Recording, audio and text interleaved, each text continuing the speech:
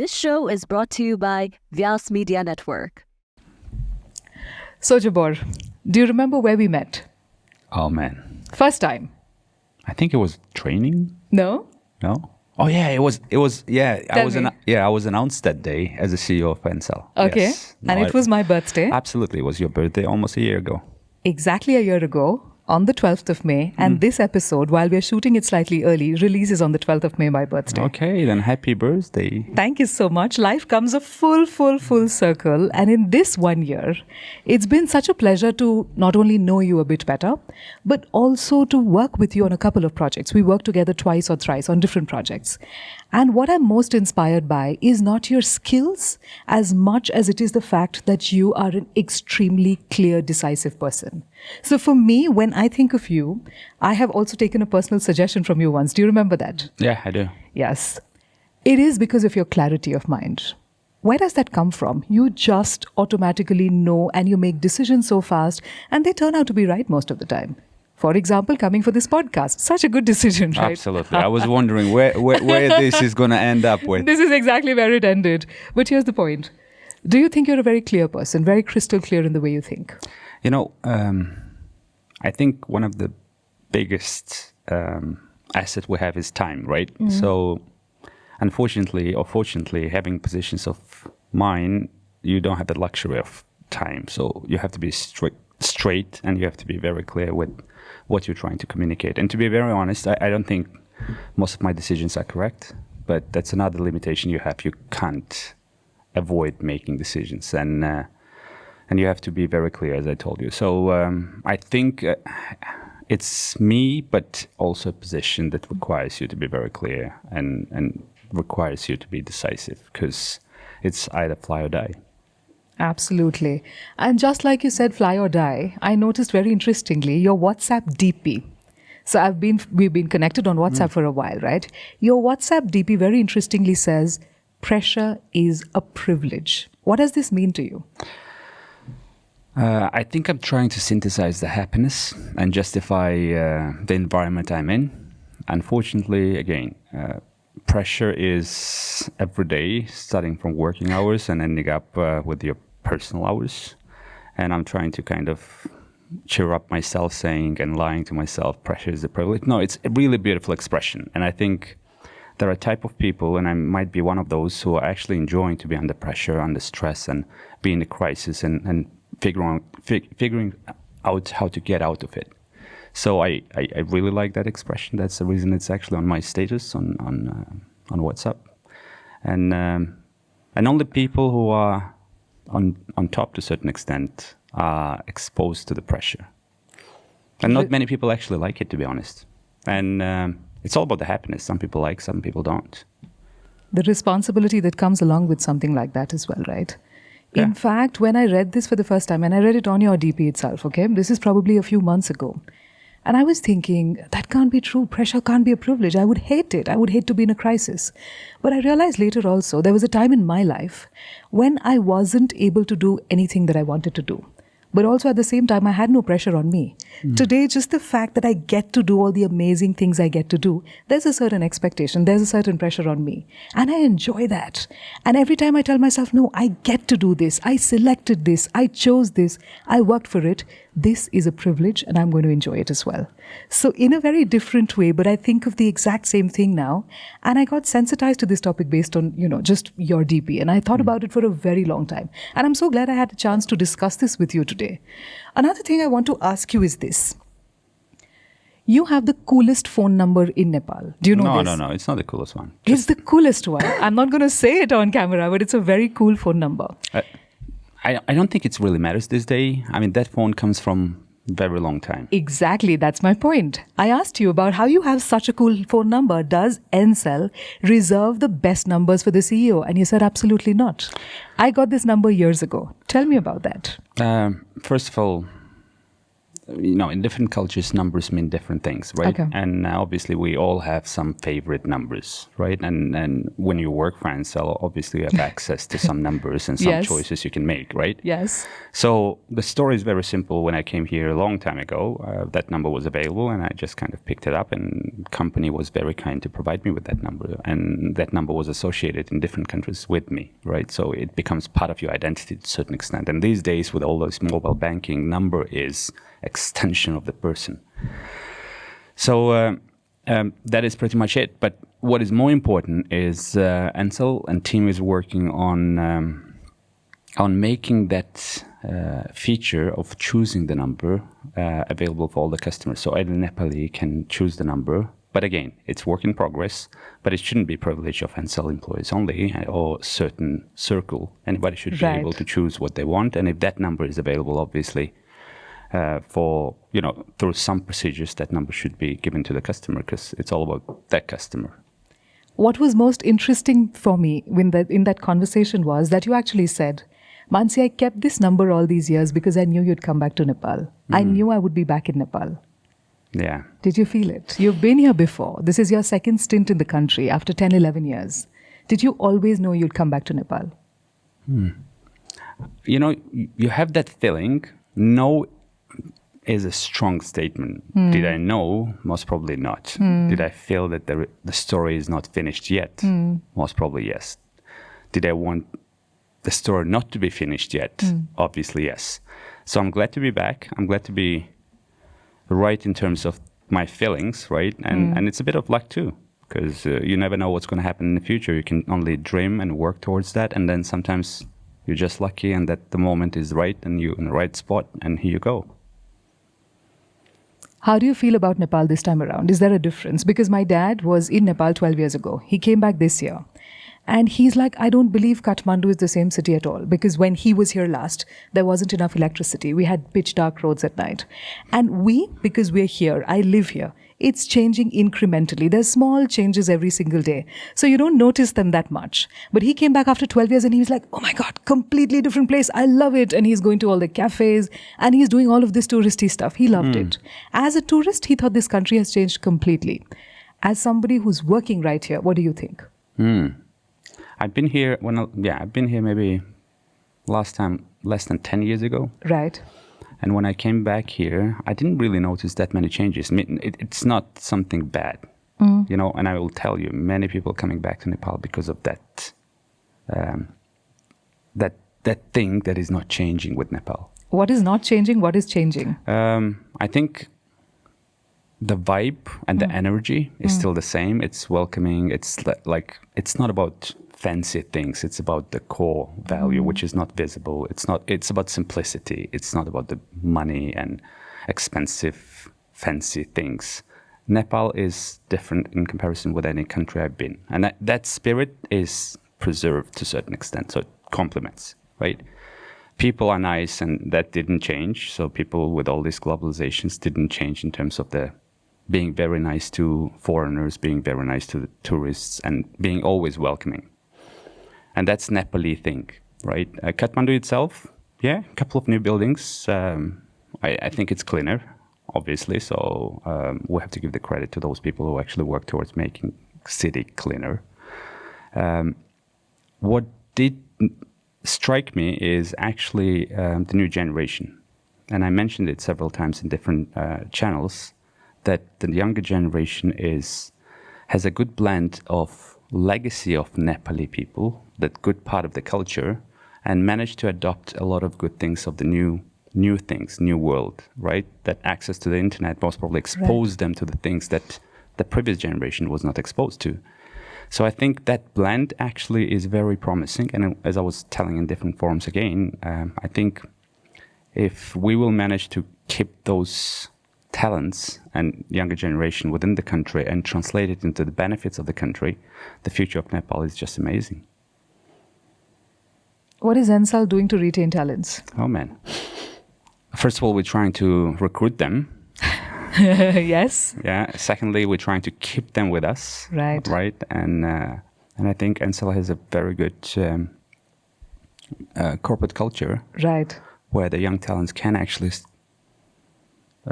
do things they want to do and possibly Yes. feel fulfilled, because everyone wants to feel that they're adding value to the society, not Right. only do business and earn money, right? Right. So that's the direction we're taking, and obviously we're going to come up with a lot of, I wouldn't call them CSR initiatives, but initiatives that are going to be supporting this younger generation and things they want to do, and contributing back to the society here in Nepal.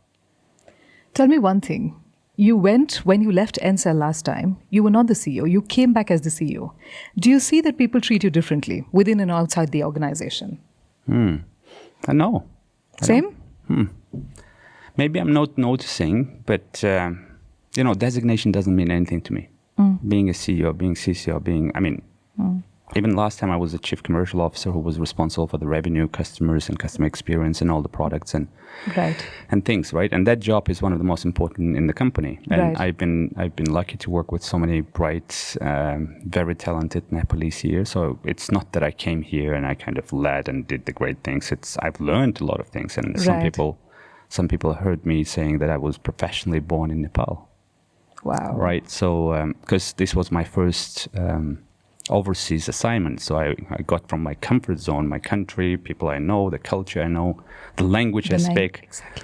And then I came to the country where everything is pretty much different. Right. So yeah, I don't think so. And as I told you, for me, designation means nothing. And it is applied to myself. Being a CEO is just more responsibility. And I think the only difference is people just expect you to be better than you have been before.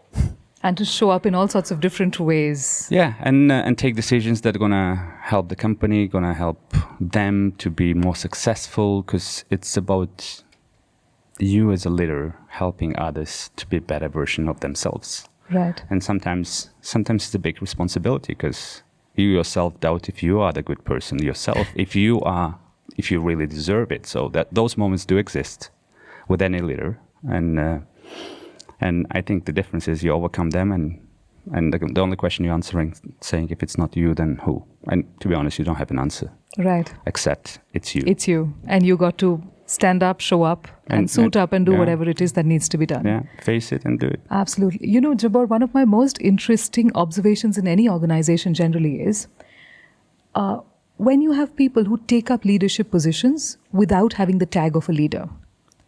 And then I know that the organization is really enabling people. So when you talk about, for me, designation doesn't really mean a lot. Even as the CCO, when you were here, I'm sure that you were already exceeding the expectations on you, which is why you managed to become CEO at the age of 29, which is pretty much unprecedented, right? So I think for me, that's a very interesting concept. When I see somebody, especially a young person, who is, let's say, at a certain level, but who's already performing at a different level. They're already a leader without a tag. And that goes very well in line with designation doesn't mean anything to me. So even when I was CCO, I was doing this, and then you find yourself there, kind of a thing. You know what I mean? These are the people that rise up the ranks all the time. Yeah, you know, designation comes after. Yes. It's your mindset, it's your courage, it's you being ready to take a step up when others are hesitating. You know, and you might be right, you might be wrong. To be honest, the ratio is pretty much the same, but you are that person with the, I don't know, slight difference where you, okay, I'm going to do it. And then you're figuring it out. Or sometimes you fail. And I think the courage is actually not about making that step. It's fine to fail. Because, you know, every successful person has a story of his own failures. And to be honest, if somebody will do the research and will do some statistic, it might be 50-50. It might be higher as well. Yeah. The number of attempts is what matters. Yeah. You know, very interestingly, last year I did this little speech sort of thing on stage, and I was not happy. Because knowing me, I fumbled on stage twice and I cried the whole night, and I'm not going to lie about this. And then I spoke to my best friend about it. And you know what she tells me, Mannsi? You have to start thinking like a sports person now. A sports person will have let's say if you're a cricketer, you're playing an entire match, but you're actually hitting for just 6 minutes or 8 minutes or whatever it is that you're doing. You can't let those 6 minutes of failures pull down the 3 hours or the 4 hours that you're actually going to be involved in that sport. And I realized this, and then I thought about this concept for a long time. And I'm like, what is the perfect sort of skill set that you need to have? What's the perfect mindset that you need to have to be successful? And I realized this. If you want to be successful, you need to have the resilience of a sports person, the foresight of a business person, and the passion of an artist. Mm-hmm. What do you have, Jabbor? Oh, man. I think resilience is definitely one of the skills you have to have. Mm-hmm. Mental resilience, physical resilience, and failing is fine, you know. It's all about how many times you're going to actually stand up after failure. Mm-hmm. And passion, definitely important.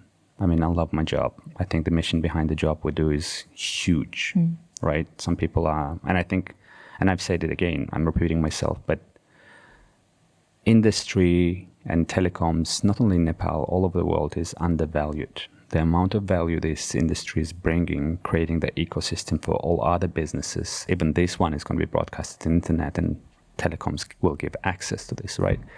Is undervalued and underestimated, but people who work in the industry, including myself, we're passionate about the job we do because we're connecting people. We're actually sharing so many happy moments with them. We're giving access to the knowledge. We're giving access to the inspiring things that are changing the course of someone's life. So it's huge. We're saving lives as well. Yes. In crisis, in emergency, what do? You call. Yes, that's the first thing you do instinctively. Yeah. And you can't even imagine not calling when somebody needs to, be rescued or whatever it is in a crisis situation. Absolutely. So where you think, well, we're right next to that person. Right. In fact, now that I think about it, any kind of infrastructure, nobody notices it when it works. And the moment it stops working, everyone sort of realizes. Do you feel that as well? Exactly. It's mostly a thankless job, no? I mean, the internet is working, my phone is working, who cares? I'm not going to thank Jabbor mentally every day. Oh my God, thank you, Jabbor, Ncell's working, my phone's working. But the day it doesn't, it's very easy to point fingers, it's very easy to say that. So do you also face it in your industry? But that's the privilege again. Is, you're carrying a huge responsibility. You shouldn't expect to be recognized. You do your job, and when you see millions of people enjoying it and enjoying it and not necessarily recognizing how much value you bring, that's your job. You're kind of invisible hero to a certain extent. I'm sorry to say that. It's like it sounds really selfish, but industry itself is kind of invisible heroes. And people behind who are making that thing happen, those guys are definitely not CEOs and management, but people who actually do the job. Those are invisible heroes or silent heroes. Yeah. You will never going to hear them on podcasts like this. No. You will never going to see them in any forums or summits, right? But they are the guys. And Ncell, and not only Ncell, every company like Ncell, including our competitors, they have those invisible heroes. And I think I do recognize them. I know this. Yeah. I was going to come to that, in fact. Do you remember we had a leadership strategy meeting with Ncell? So I was conducting this, facilitating this. And we recognized these people in the sense we made some people stand up and share stories about the first few days of Ncell when calls used to come and there were 3 people to receive calls and they used to sort of be naughty and pass the calls to the other person and things like that, right? Yeah. It was very enlightening for me to see that somebody at your level comes in from another country, has experience in Nepal, yes. But the first meeting that we have about this particular session, you told me, Mannsi, I want this to be a democratic company. I want it to be by the people, for the people, of the people, and I want everyone to feel involved. I realized then that a very important theme of your entire tenure and exactly what you believe in would be inclusivity. What does inclusivity mean to you? Oh, I believe in resilience, as I mentioned, passion, and sustainability. Okay. Ncell is an institution. It's not Jabbor, it's not any CEO before me and CEO after me. Right. And it's a leadership, right? But this sustainability comes when the institution is self-sufficient, when the institution is the bunch of people who actually know what they have to do. And in case you're going to remove a few pieces, the structure will still be very stable. And what I usually do as a leader, I come to the company and obviously engage everyone, right? Empower everyone, make them understand what the game is about, what the role is about, who should actually back up whom, right? And then I flip the organization, where the traditional hierarchy of CEO, CEO minus one, that pyramid, you can flip it, and then the mid-level managers or low-level managers can lead, so the system works. And at some point you realize that CEO is not required because the institution and mechanism itself is like so trained now, and everyone is so engaged and everyone is acting in the best interest of the company. So your role becomes less important. Obviously, from vision perspective, from strategy perspective, you still have to formalize it, but it's not necessarily you. It's, again, the institution which is taking you an opportunity to formalize it and just communicate it.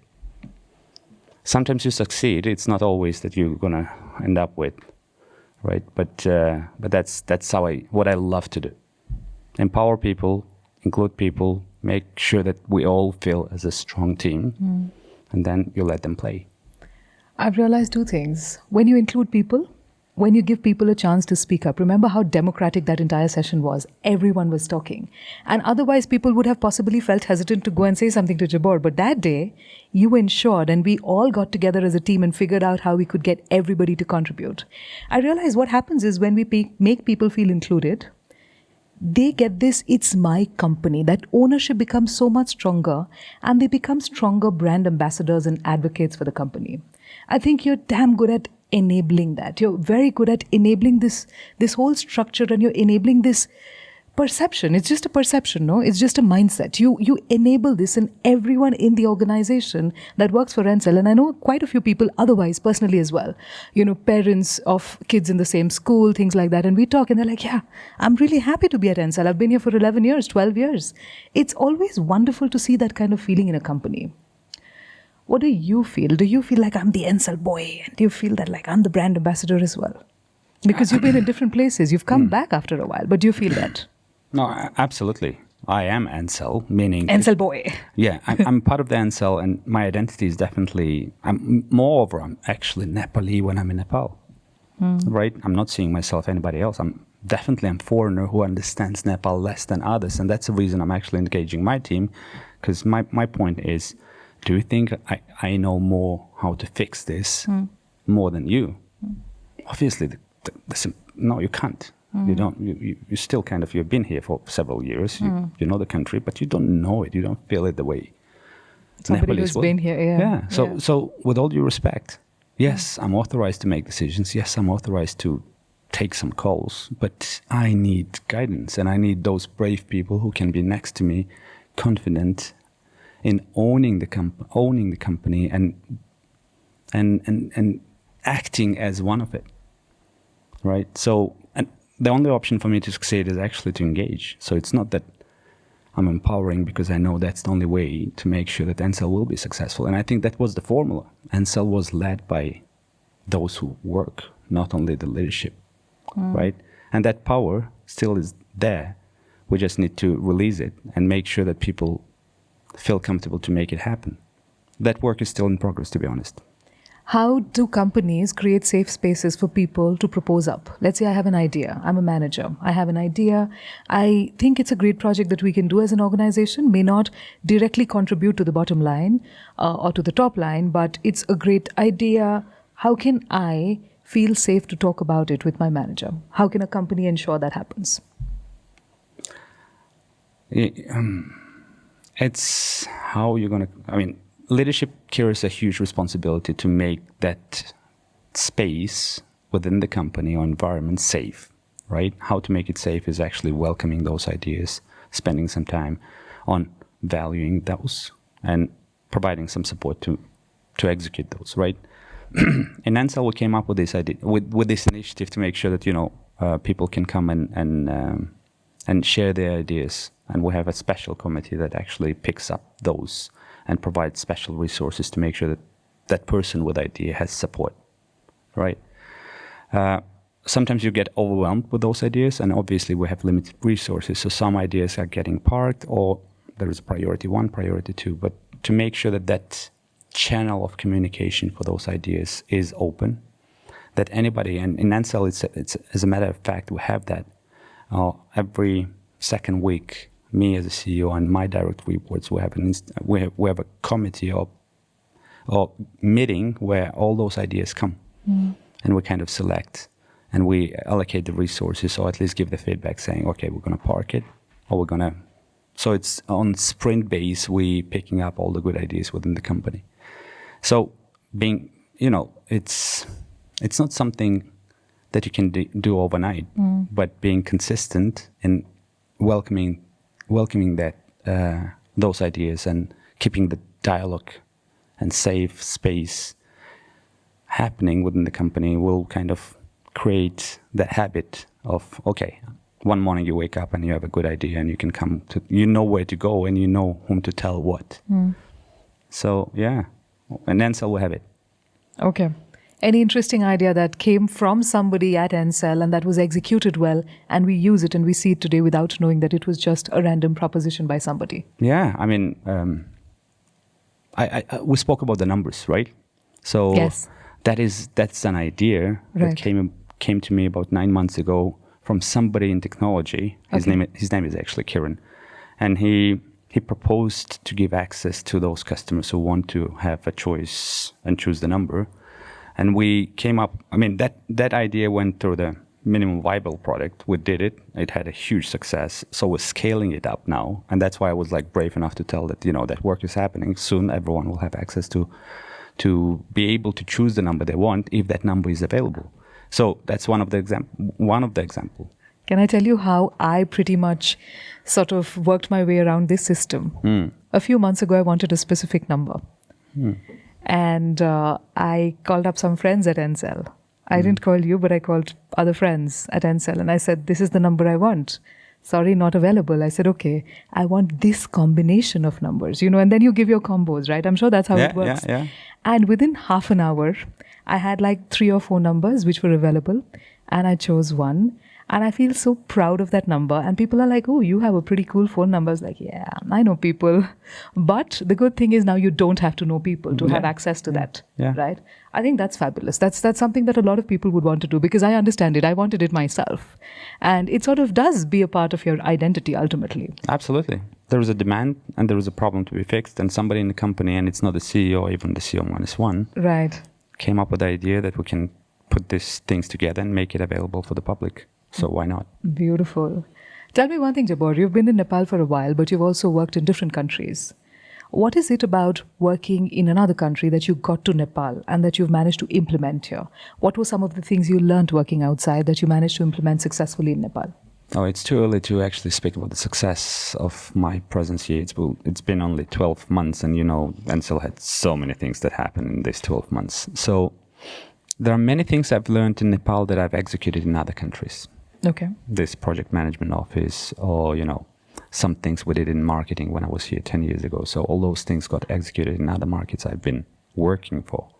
And there are a few things that I've learned in other markets that I'm initiating here. Right. I wouldn't say it is success or it's not success. Time will show. Right. But what I know for sure, there is no guarantee. What worked in another country might not necessarily be successful in another country. So you always choose and pick and try. And whenever you see it's not working, you can easily drop it and experiment, right? So you have to be agile to a certain extent and respectful to any country you land, because business, people, consumer, everyone is quite different. And adoption of those great ideas might not be as good as it was in a previous place. So not all one size fits all. How's the telecom industry in Nepal? So you said that every country is different.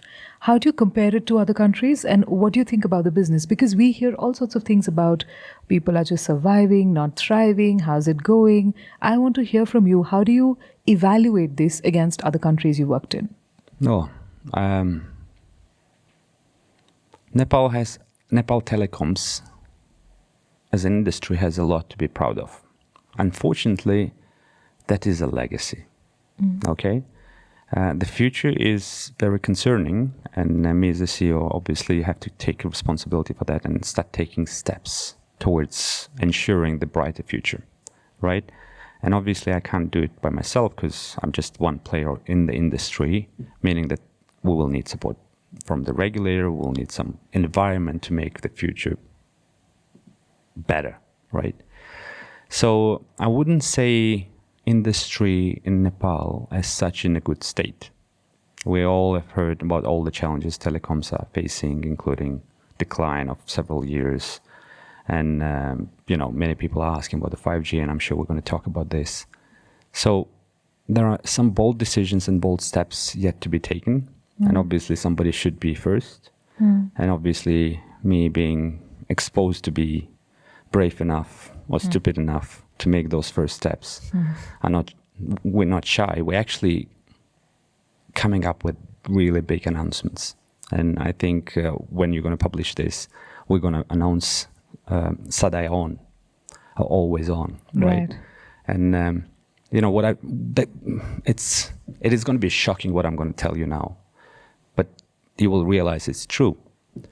Do you know that we have 76+% of smartphones in the market? So out of 10 Nepalese, almost 8 have smartphones.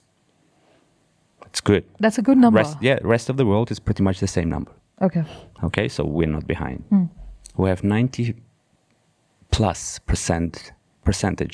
of LTE coverage, 4G coverage, which is pretty good for the country with that many mountains. Right. Meaning that most of the Nepali people have access to the mobile internet with the latest technologies of 4G. Right.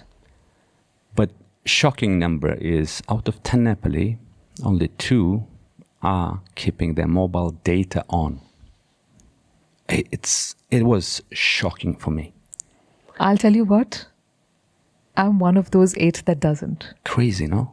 But I am that person as well. No, crazy. And I know, but now I have started, since I got the new number, so now I'm on a plan which is not expensive at all. But earlier it used to be expensive, Jabbor. I'm not going to lie. No, it's not about the expense. And I will tell you this part of the story, which is going to be eye-opening for the country. And again, Ncell will come with the solution, right?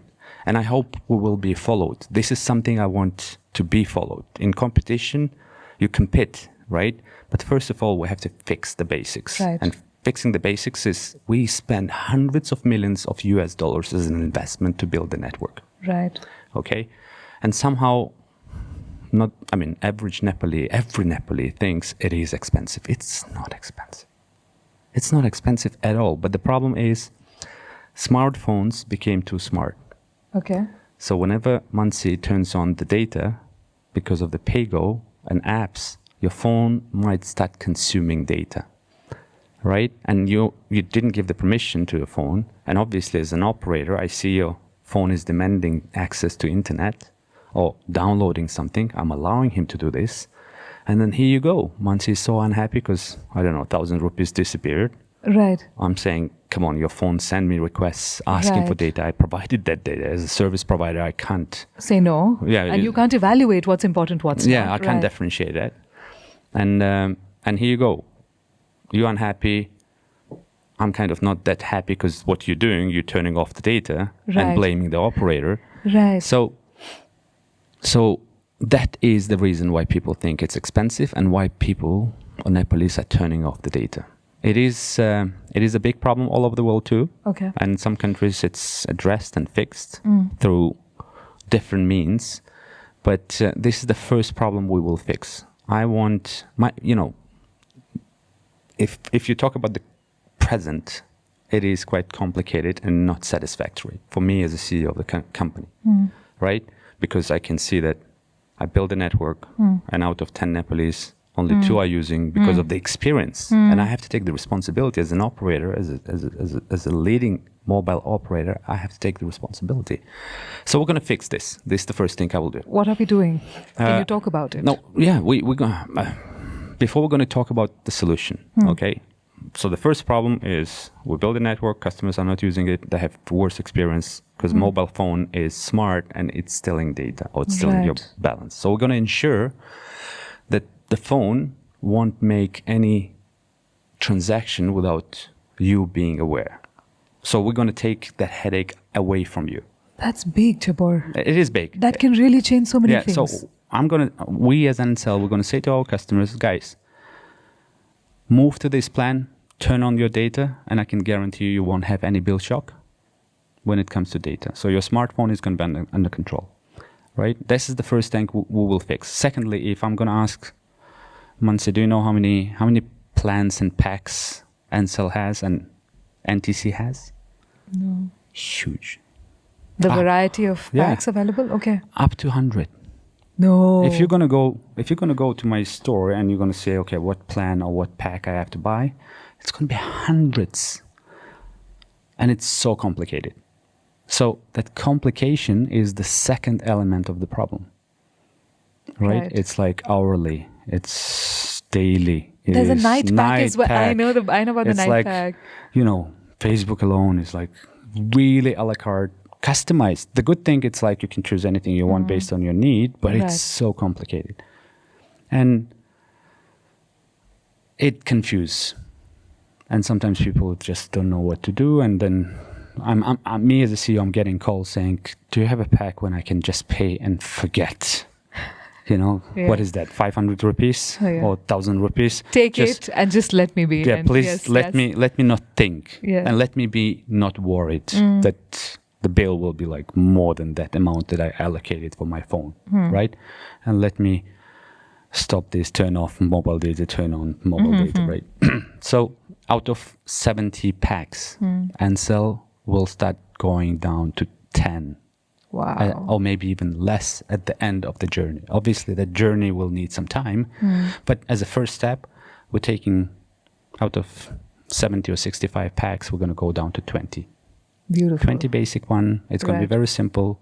It's going to be, most of them going to be monthly based, quite affordable, weekly based. And it's going to be simple. That is the promise. So, and it will be very much customized. So anybody, housewife, business lady, businessman, student, everyone will find something which is fit to their pocket, right? Those are the first two steps. And we're calling this campaign as Sadine On, right? So it's always on. Always on, yeah. With Ncell, you should be always on. And we will make, and in Ncell, we're always on. Day and night, we're always on. Yeah. So it is a big move, big call to the market, big call to the industry. And I hope customers will be happier. I hope it's going to make life simpler and it will ensure the brighter future. Because this step again towards the brighter future of 5G, it is a small step into the bigger future. I'm actually thinking about myself. I honestly told you I didn't have my data Sadai on, right? I do switch it off right now. It is off because I know I'm not going to be looking at my phone for the next half an hour, 40 minutes, correct? But this can really be a game changer. Imagine a person like me who doesn't have to think about 500 rupees or 1,000 rupees. You know what I mean? I do have that much money. I don't have to think about 1,000 rupees in a month. Even for me, that perception is what needs to change, I feel. The perception that this is expensive needs to change, no? So once it comes to people like me and it percolates down, and then the students can sort of get used to it, then the younger people can be like, oh, it's okay, it's not so expensive. I think this was also said many years ago, maybe when data really was expensive. And we're still living with the sort of hangover of that data mango, right? I love that this, I don't know, I'm sure y'all are doing a lot of talking around it. A lot of publicity will happen when this plan comes into fruition. But this, I truly believe, is a game changer because I myself feel just so much more comfortable knowing, okay, at the end of the month, I'm not going to get a crazy bill that I can't afford to pay kind of a thing. Yeah. It's beautiful. Then you're right. I think I'm happy more about the companies like Ncell. Finally, we realize where the problem is. Neglecting that problem or trying to treat the disease with the wrong medicine is not the treatment. And I think that was what we, to a certain extent, were doing. The problem is, the reason, I'm telling you, nobody knew that out of 10 Nepalese, only 2 are keeping their data on. And that's a perception problem, which needs to be changed in the market. I think it's amazing. It's like, if you're going to check the monthly numbers, it will look like all Nepal is using mobile data. And I will tell you, most of the reports are reporting high number of mobile data users. But if you're going to look on their frequency, They use 1 day, 2 day, which shows that they're turning off, turning on. And it's not customer centric. So it's not about Ncell, it's all about the customer. And obviously, being Ncell, we used to take the responsibility, and we have to come up with solution. And I think, as you mentioned, we believe it's a big step again, but it's a gain. I hope customers will appreciate it and customers will embrace it. And if that thing will happen, it's going to fuel up people behind this initiative to do more great things for the customer. I love that thought, customer-centric. What is more important for you, your customers or your team? You know, every CEO, every single person have to really be clear who are the stakeholders. And being a CEO of Ncell, I'm very clear whom I'm serving. I actually promote serving leadership, right? So for me, obviously, customer is one of them. Customer, staff, country or government of Nepal, and my shareholders. So I have 4 stakeholders I'm serving. And I'm very clear with that. Any decision I take gets the check of these 4 boxes. Is it good for the customer? Tick the box. If it's good for my staff, tick the box. Is it good for the country? Tick the box. Is it good for the shareholders? Tick the box. If one of these boxes are not ticked, the decision or solution is not good enough. SADI on is good for the country, for the customer, for my staff, because it's kind of simplifies and it ensures the brighter future, and for my shareholders and the industry. So, yeah. That's your 4-step method to sort of evaluate whether something is good enough and should be implemented or not. Any decision I take should be, I'm questioning myself, okay, if that decision is good for all these 4 stakeholders I have. And obviously, different roles have different stakeholders, right? And if you are clear, then your decision-making process is becoming quite easy. Great. You mentioned servant leadership. I'm personally very intrigued by this term. I do a bit of reading about it. I know quite a bit about it. What are, according to you, the most important facets of servant leadership? And what makes you a servant leader? What do you do that makes you a servant leader? I'm clear with my stakeholders, who are they, and I'm clear that I have to serve them. But, you know, as I told you, I don't believe in any room I am, at least I want to think so, I don't believe I'm the smartest person, right? And especially being a foreigner and being expat for all your life. You understand when you're landing in an environment that you're not that well familiar with, you have to know how to listen, right? And serving is actually serving the other party to make sure that that person feels comfortable to disclose and share with you the real thoughts. Because sometimes your position and your designations put that filter. People are trying to be nice. People are trying to read through your eyes what you want to hear. And sometimes they're not saying to you what they really think. So the majority part of your job is to make sure you don't need to serve me. I'm here to serve. Tell me really what you think. Tell me rightly so, wrongly so, without judgment. Tell it. Be brave enough. Tell it. Because I think you know how to fix it. There are so many people in Ncell who worked for more than 15 years. They know every single corner of the company. They know every single thing that happened with the company. They know what was right, what was wrong. And to be honest, they know more how to fix it than I do. With all due respect to my CEO position, that's the truth. Right. Right? So making them own it, as you say it, making them feel comfortable to say it, and making them realize that what they say and what they think might not be necessarily the silver bullet, meaning that there are another 400 or 500 people who think differently, and make them work together and own it together without being discouraged or disengaged from the process. That's where the art is. So you're serving to make, it's more chemistry. You are the person who's trying to put all these ingredients and create some magic. Sometimes you succeed, sometimes you fail, but you have to carry that responsibility. I also think this might be a cultural thing. What do you think? Cultural thing? Cultural thing in the sense, giving people a safe space to speak. Being the servant leader, you're allowing people a safe space to speak. You're serving them. But people in Nepal may not be so used to that. What do you think? Is it a cultural thing? Oh, I think it is. In Nepal, it's a bit more challenging task to make people feel safe and comfortable to say what they think, to feel that they are actually the one who knows the answer, right? But in Ncell, I don't think we have that much of this problem, because Ncell was part of the big groups, and this is not something Jabbor is doing. It was done from day one almost, where the open, collaborative environment was created. But yeah, so it's not a big thing in Ncell, but does it exist? It might be. So that work has to continue with those who are actually a bit more hesitant. And even engagement level with some very bright people might go down. We all are human. You know, someday I feel I'm in, someday I feel I need a kick.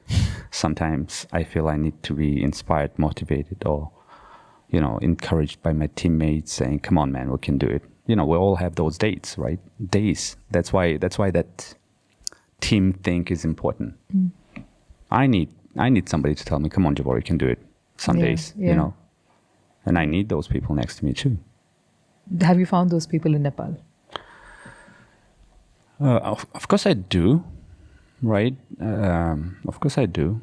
I have those people, but you know, CEO position or top positions, very much lonely positions. Yes. Sometimes, you know. Yes. And you have to, you have to be ready for that. My family usually is very much my charging station. Right. Right. And that is something what is important for anybody, I believe. Very interestingly, we spoke about this at a leadership strategy meeting, the second one we did. And I want to remind you, remember we spoke about the Korean Air thing. I said it, I'm not sure if you remember the whole story. So I want to say it for our viewers today. There was a time in the 1970s and 80s when Korean Air, the airline, was facing too many crashes, too many accidents, right?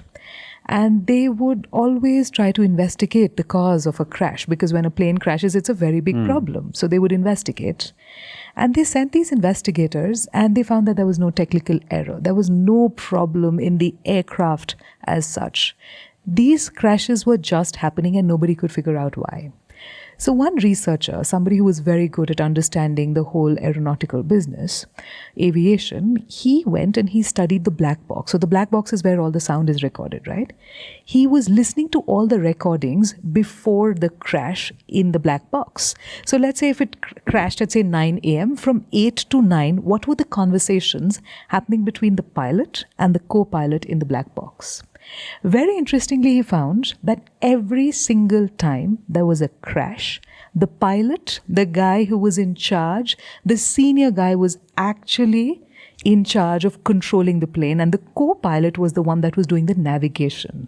The co-pilot, the junior guy, was the one sitting next to him and telling him or her what to do. And then they did this entire study and they realized this happens because, and I'm coming to communication here, in certain cultures, there's something called a power distance index, where I, because you're senior to me, I'm not going to tell you, Jabbor, stop, we're about to crash. I'm not going to do that. I'll never have the courage to do that because I've never been taught how to challenge authority. What I'm going to do is I'm going to ask you, sir, do you think we should do something differently now? Sir, do you think we could do this differently? So I'll make it more like a question or a suggestion or a request or something like that, which is why the strong communication that is needed to prevent disaster doesn't happen in certain cultures. And I think this is extremely important because sometimes I see this happening in Nepal as well. We're scared to speak up. We're scared because I grew up in India, very similar culturally, right? We were not allowed to talk to our teachers. I didn't even know the names of my teachers. We were never allowed to know the first names of our teachers. We just knew them as Miss So-and-so, right? There was so much of a distance between our teachers and us that we never felt we could speak up, not challenge, but even speak up and ask questions to people in authority. That is sometimes such an important reason for organizations, for planes to crash, for organizations to not do very well. Do you think it exists in Nepal? Do you see it? You know, it's nothing to do with Nepal. I think it exists everywhere. There are, I mean, in many countries. Many countries. Not in the US? You know, there is it's not black and white. Of course, grays. Yeah, it's But unfortunate. less. Yeah. Yeah. Somewhere more, somewhere less.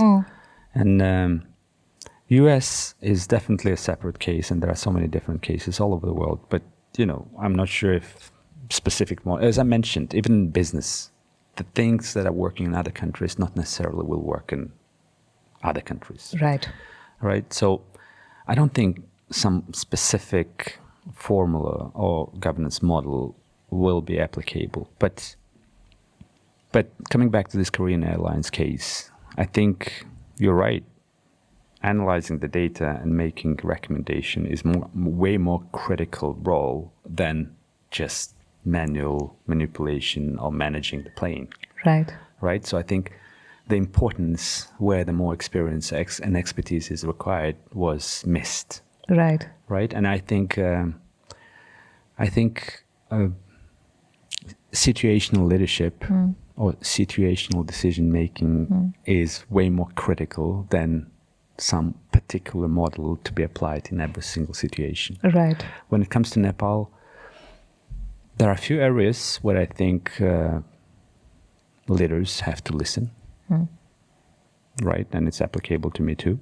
There are a few areas where leaders have to dictate, where, for example, I came from the country where we launched, for example, 5G. And Nepal, we don't have those people who did it, so expertise is lacking a bit. So and coming back to situational leadership, in this particular situation, based on the knowledge and expertise the team has, I have to take a role of leader, strong leader, where you dictate, right? But when it comes to how people think, how consumer behaves, I think I have to follow to a certain extent, despite being a leader, or be able to listen and empower. And there are coaching and mentoring stages, there is a delegation stages, there is a dictate. So there are four different basic leadership styles any leader can apply based on the case. So the point I'm trying to make, there is no black and white answer. Yes, more democracy is great. Or no, less democracy is better. Right. It depends, right? So being a leader and being able to evaluate the situation to apply the right style is the key skill you have to have. Because if you're going to mess up, meaning if you're going to apply the wrong style in the wrong case, it's going to be disaster. What keeps you positive as a leader? Me and positive. Oh man, I think I think the dream. Every single leader have no choice but to have a vision and dream. Otherwise, it's impossible, because there are so many challenges, there are so many obstacles, there is so much pressure that you think you're privileged to have. But without the vision, it doesn't make sense. I have a dream, and I have a vision about Nepal, about 5G, about Nepali consumers being not exposed, but have the privilege of using it. Like you fly to Dubai or fly to any developed countries and you have 5G, you have really fast internet, you have all these smart solutions like smart city, you can get the passport. You see all those things and you think, why we don't have it in Nepal? And then when you're in an industry that can enable it, you're thinking, what the heck I'm doing?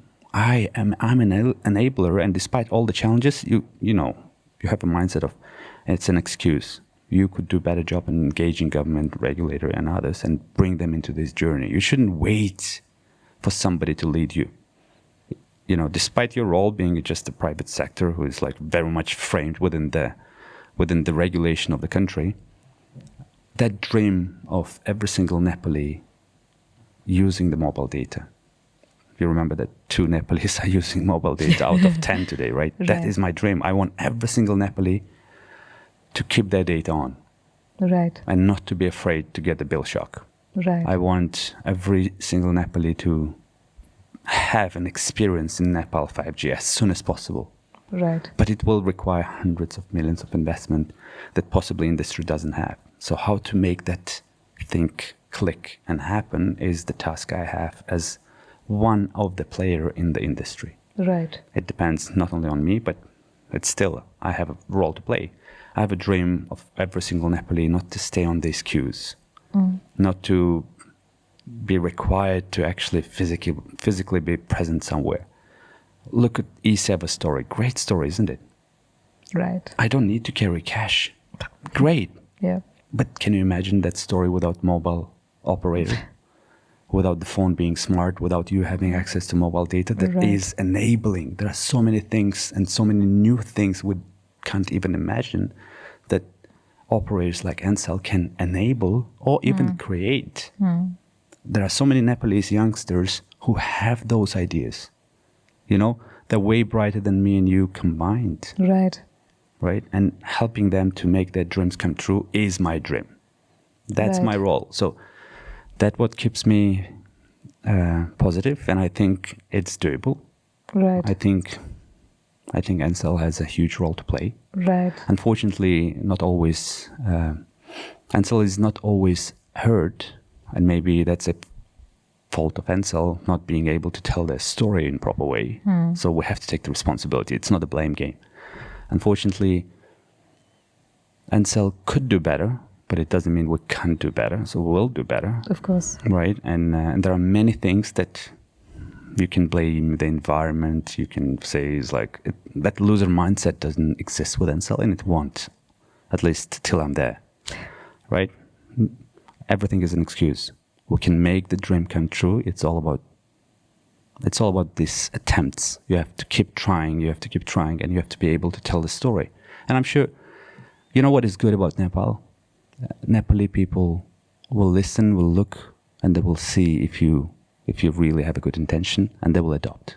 There is nothing that Nepal will reject just for the sake of rejecting. Yes, sometimes negativity can be overwhelming, right? But it's not something what should stop you. You should be able to listen and translate it into the story, or at least the changes you have to apply into your business model.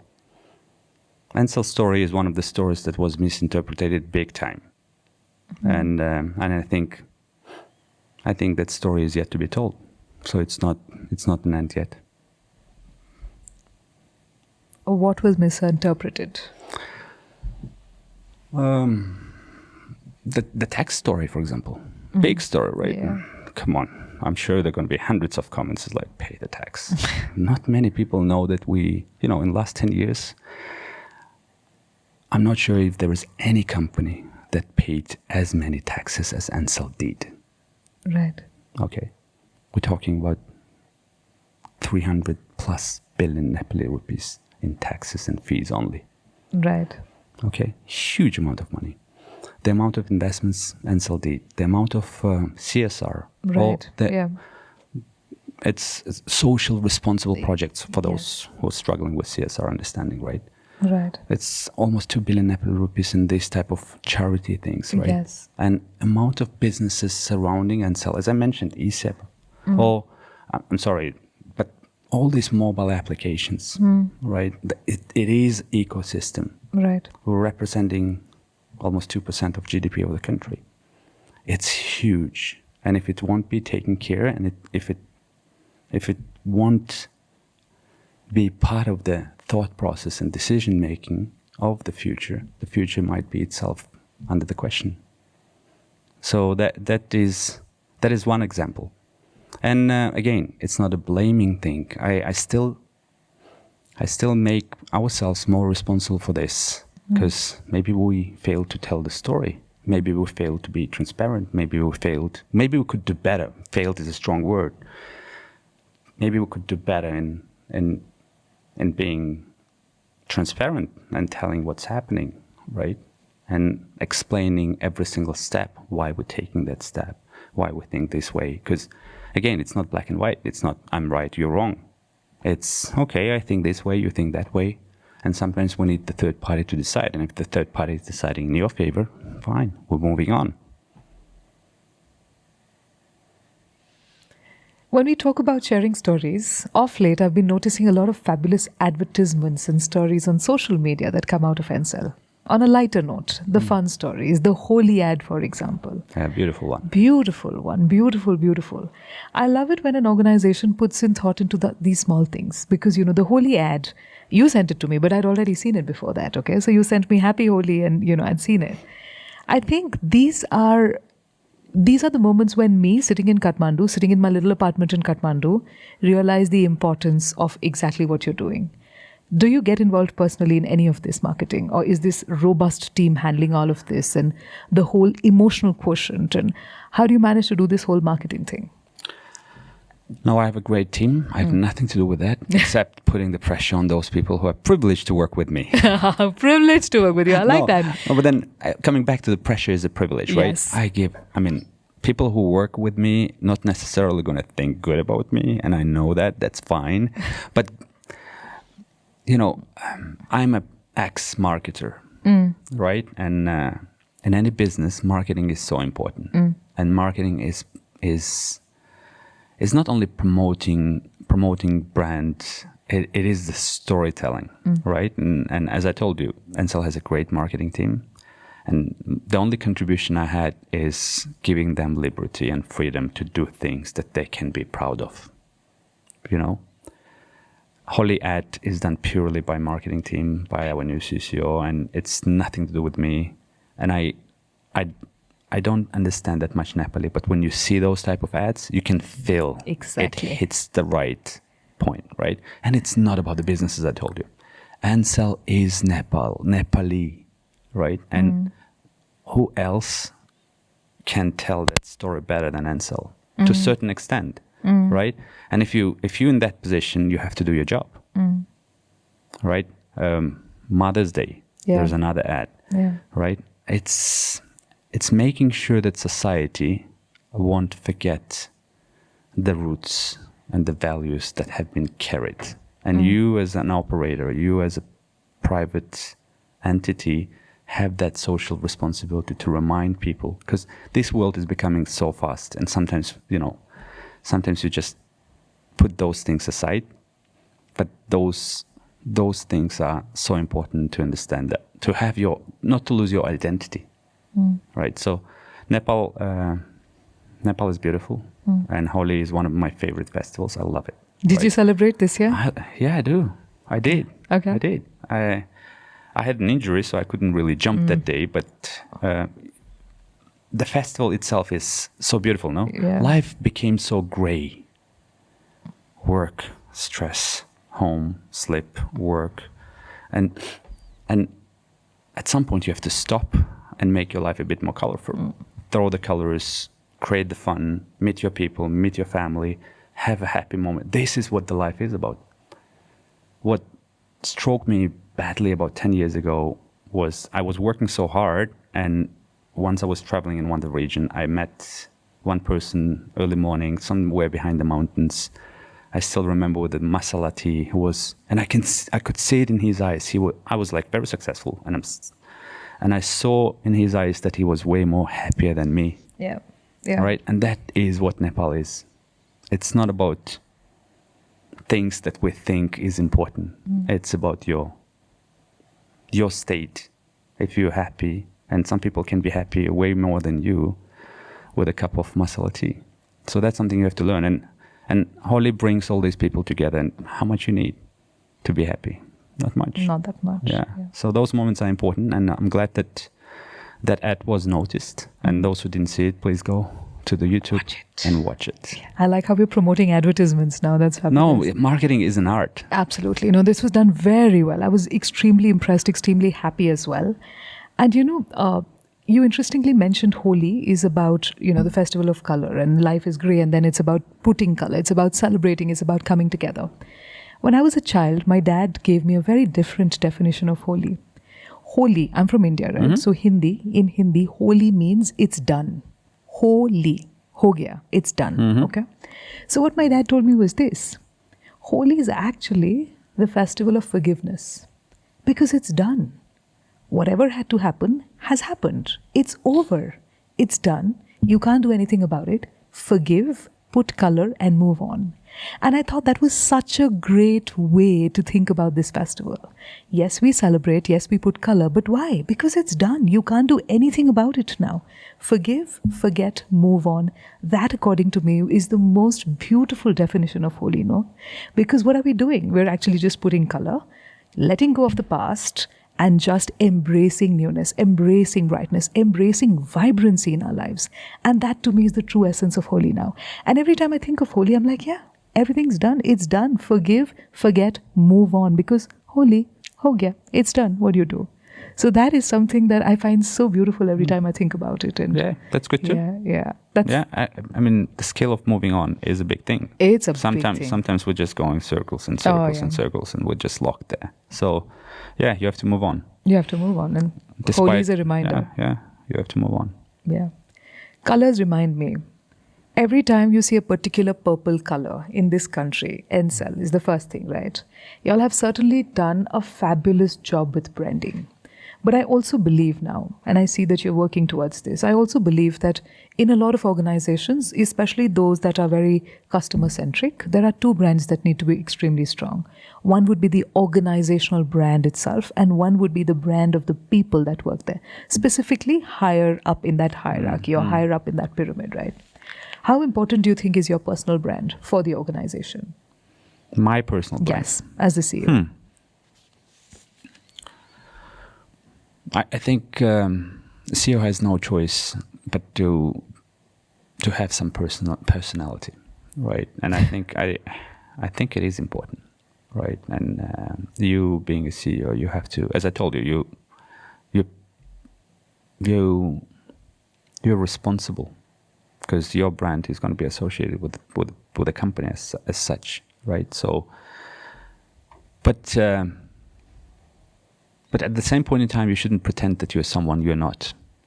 Of course. Right? Authenticity. Yeah, so it should come naturally, right? It's part of the job, but you share the same vision, you share the same values. It should really fit. And I think my relationship with Ncell started a long time ago, right? So I'm feeling I'm back home. I'm back to my family. Yes, I went out to learn more and come back and kind of add my value to make this family and company great, right? So it is happening naturally. Right. Ncell has a personality which is way bigger than any individual. Right, of course. Right. So my personality is the complement to the company, and there are another 500, if not thousands, of personalities that collectively is Ncell. Okay, so I'm one of that brick, maybe smaller, maybe bigger, but that's it. A few years ago, when I was working with Ncell for the first time, I'm talking about 4 or 5 years ago maybe, I asked somebody a rather stupid question. And my question was, and now I realize how silly it was, I asked somebody, I was sitting at this meeting with many people, and I asked, where do you see yourself in the next 3 years as an organization? And they said, we don't know where we see ourselves in the next 3 months because this is such a dynamic industry. Things keep on changing, things keep on moving. And what we need to do is be agile in our leadership and adapt. So on one hand, you're thinking about the short term where you want to do things correct every day. On the other hand, you have a long-term vision. As the CEO, how would you balance that? How do you sort of come to the right point where you're trying to balance both the long run and the short run? For me, I'm a dreamer. For me, it's all about long-term thing, right? I have my dream. Ncell Mobile is what we do today. Ncell Fix, Ncell Pay, Ncell, you name it. Ncell Digital, Ncell Health, Ncell Life. There are so many extensions and there are so many areas I think Ncell has to go, right? But it's a dream, and dream without action is just a dream. So then it comes to the tactical execution. If you're going to ask me where I'm in 3 months, to be honest, I know exactly where I want to be. Okay. If you're going to ask me where I'm in 5 years, I know exactly where the company has to be. Am I going to succeed? And there are so many external factors that are going to either be your tailwind or be the challenges and headwinds, right? And obviously you think it's straight line. It's definitely not. And it won't be. Seeing the track record, the road is going to be quite bumpy, right? Yes. But is it gonna move me away from my dream, and is it gonna make me be lost? Me personally, I don't think so. And while I'm leading, definitely Ncell is gonna keep the course, right? And because the only way you can keep the course straight towards your target is to be clear with your vision where you want to be, right? So you might be challenged, but at the end of the game, you're gonna wake up and you will keep moving. You will move on. So, yeah, tactical is important. We know exactly what we're doing today. We know exactly what we want to do in 3 months. Maybe that 3 months is going to be 6 months because of some challenges. Maybe it's going to be in 2 months because of some tailwind. But the course is clear. What about you as a person makes you a good CEO? So this is educational, and I want you to think about what are your qualities that make you good for this role. For a youngster who wants to be a CEO or who wants to be in the upper management level of any organization, what about their personality? And I'm definitely not talking specifically about skills, but what about who they are allows them? Because I know a couple of things about you. You're very clear, like I mentioned already. You're extremely punctual, almost too punctual sometimes, right? But what is it about you as a person that makes you fit for this role? First of all, you mentioned good CEO. Me being good CEO, I'm not sure if I am. So it's very subjective. Okay. Right? But what I believe is important being a leader is being honest. Honest with your customers, honest with the stakeholders, honest with your staff. And during the difficult times, you can actually say, guys, it's quite challenging, right? And, it's not going to be easy. Yes, some decisions you will take, unfortunately, won't be, it's not popular decisions you always have luxury to take. Sometimes you take really tough decisions that are impacting someone's life, and, it's painful, especially for staff. And job anticipates to stretch and increase the performance, which is putting a lot of people under the pressure as well. So being a good CEO, some people, I'm not going to be surprised if some people don't like me as a person, right? But I can guarantee you that every person who works with me, they know that I'm not doing it with a bad intention. Right. Okay. They know that, that empathy, that element is not something you can fake. And I want to believe, let me put it that way, I want to believe that everyone who works with me and feels sometimes really under big pressure understands that it's not Jabbor who wants to make you feel it in a negative way. It's the situation. We have to mobilize, and I have to put some extra effort. Yes, I have to sacrifice something and do things what is good for the company, what is good for the bigger family as Ncell and bigger family as Nepal. Because we have no choice. When you in this industry, you have to work 24/7, right? Because as you rightly mentioned, it's not visible until it's gone. Until it's not there. Yeah. Yes. If this service will go down for an hour, you feel it, right? But the big story behind this is people running through the fire, floods, and all those things to put that tower back on, to broadcast and make you feel you are connected to the rest of the world. So, there is no excuse.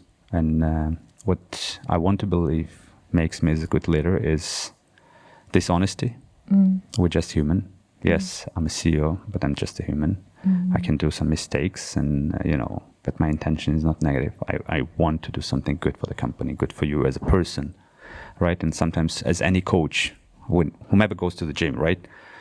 These people make you sweat, right? Yes. But they're not trying to kill you. Absolutely. Right? So it's for your own benefit. And some people can take it, and some people will say, no, this is not for me. You know what I mean? So that is what makes me feel good. I feel I'm the coach to a certain extent. As I told you, sometimes you train your team and then you let them play, and all you can do is be outside of the pitch and do nothing because they are in the game, right? That's where the moment of truth is.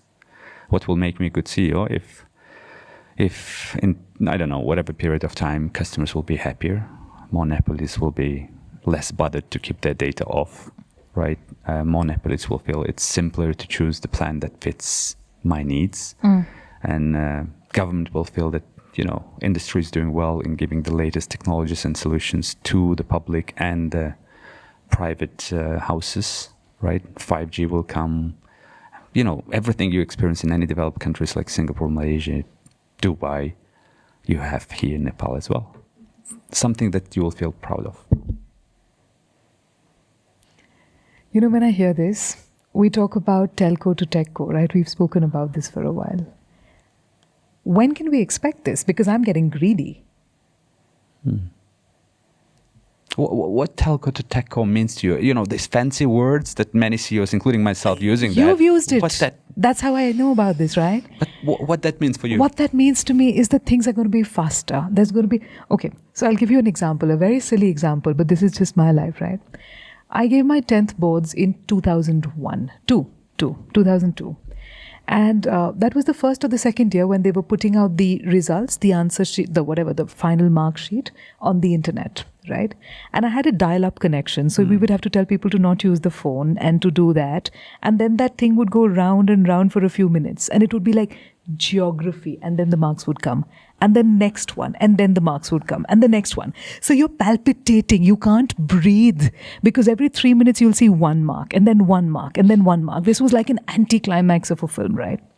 I see things are happening so much faster now. But telco to techco is something that we've been hearing at Ncell, okay?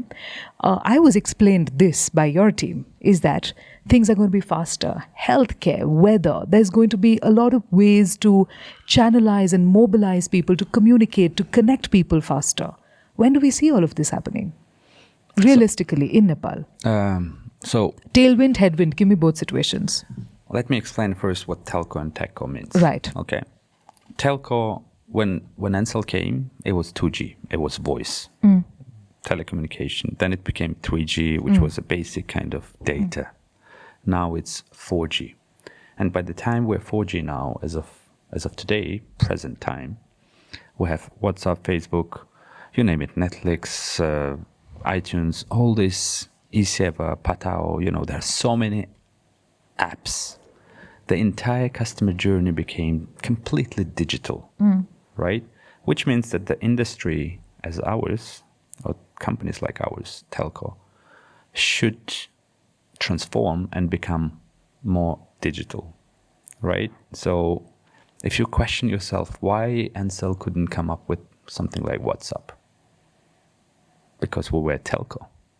Why Ncell was not eSeva? Because we were telco. Right. Why Ncell didn't digitize your experience of seeing the weather and doing all these things that are futuristic? Because the mindset is telco. That business model, that mindset is not future-proof. So that transition of telco becoming techco, because all these companies, including local famous ones, are techco. They think different, they act different, their solutions are different. Okay, they're agile. They're really more advanced in way of doing business. Right. All those Silicon Valley startups. Right. Okay, so Ncell should transform internally, right, and have to be future-proof, and that is what the transition is about. As I told you. We have our Ncell app, right? Why Ncell app? You can't pay any services you want. Why in Ncell app you can't order a taxi? I'm not saying we're going to go to those areas, but why you can do this? We can do this. We have expertise. We have very smart and talented people in-house. But first we have to fix the basics, transform internally, and start coming up with those solutions, identifying the problems that Nepali people are facing. And in parallel, build the foundation of future technologies like 5G and others. So that's what techco means to me. It's a change and shift in mindset to ensure that the new products and solutions will come.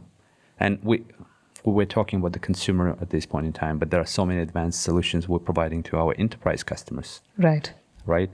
We have one of the most advanced data center here. We're providing a lot of cloud solutions. right? We didn't talk about the cybersecurity, but that's another area where we're going in enterprise and even consumer. Mannsi wants to ensure that, her phone won't be cracked and it's cyber protected, right? So you as a person, most probably you never thought about this, Never. but you know how much exposed these things are. And if somebody will crack through your phone and all the data will leak, it's threatening, right? And what if Ncell will propose you that solution saying, okay, Mannsi, we can protect your phone. Wow. Right? But that's a techco mindset. Right. Right? It's also about diversifying into a different umbrella of products within the same similar skill set of the human labor that you have available, right? Yeah.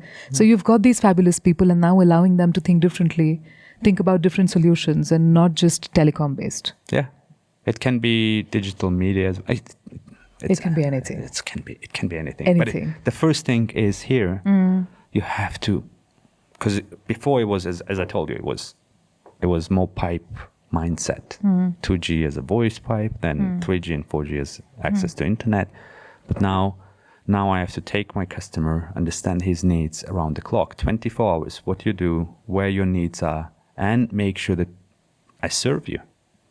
And to get there, my way of thinking should change. My company, my people, staff, everyone. It's a huge transformation within the company that should happen. That's where the telco and techco comes, at least from my perspective. Great. On that note, we're coming almost towards the end of it. And the last two segments that I have for you are the lighter ones. Okay, finally. Okay. Finally. See, you've been waiting for this, right? You should have just signaled, Mannsi, too serious. No. I wanted to ask you some fun stuff, but it's not fun in terms of just the questions. I want you to answer fast. So it's like a rapid fire, okay? And the first one is called the power of three. So 3 things that you would, and then you fill it up kind of a thing, right? But it has to be super fast. Are we ready? Okay, let's try. I'm afraid I'm going to say something I'm going to regret, but okay. We'll edit it out, Jabbor. You can pay me. I accept bribes to edit out anything you need to go from here. No. Jokes apart. Okay, firstly, 3 pieces of advice to your younger self. Less emotions. Okay. Emotions aside, don't rush. Okay. And enjoy the journey. Okay. Do you think you enjoy the journey right now? Are you enjoying the journey? I'm working on that. You're working on that. Okay. 3 things you do to mitigate stress. Sports. Talking to my family and parents. And then going out with the friends. I'm a very social person as an individual. Yes. We know. Okay. Yes. Okay. 3 people on your speed dial. My driver. Okay, yes, same. My assistant and the family. The family, okay. 3 songs you love. Guns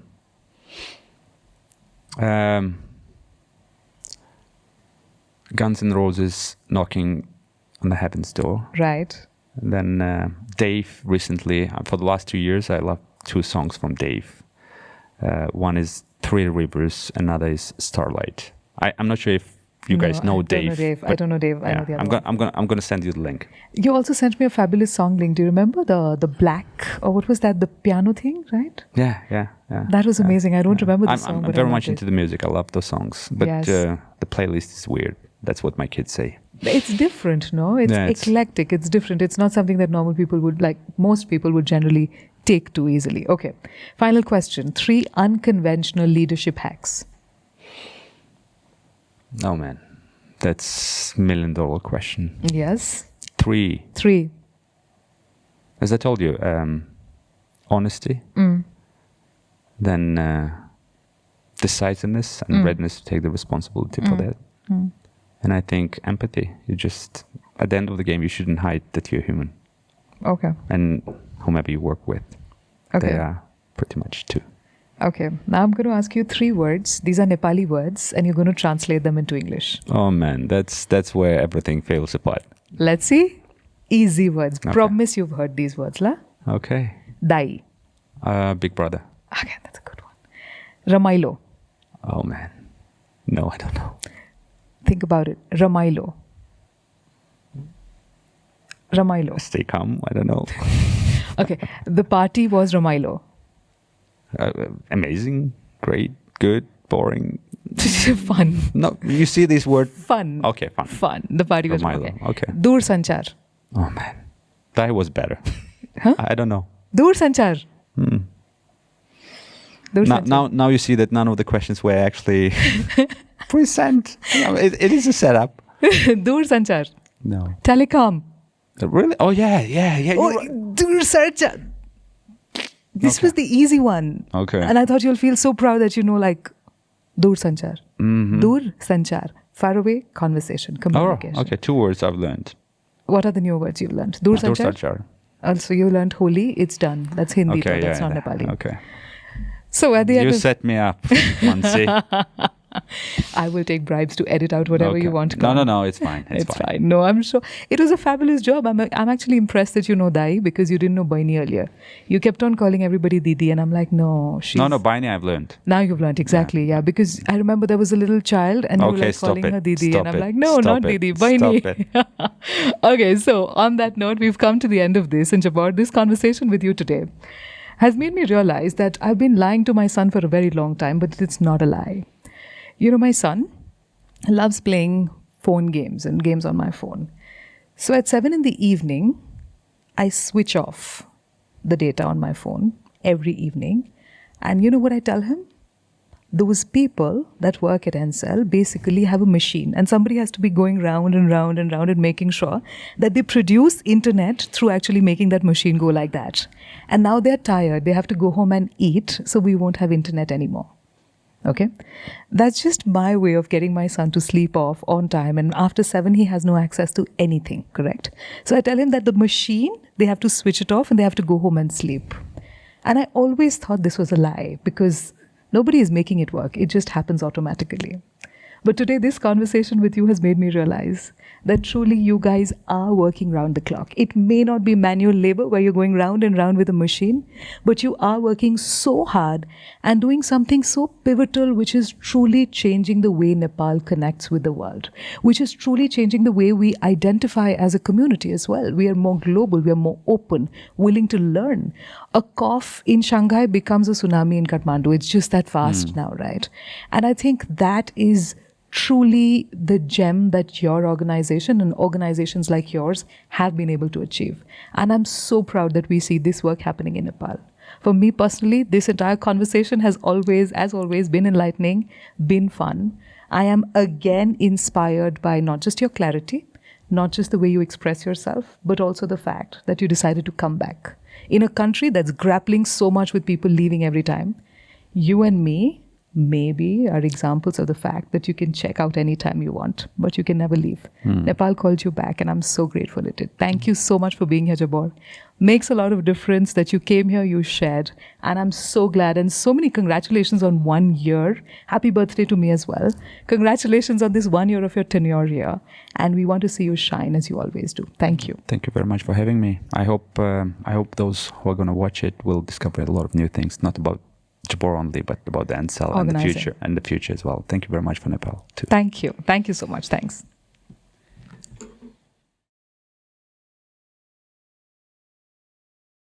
This show is brought to you by Vyasa Media Network.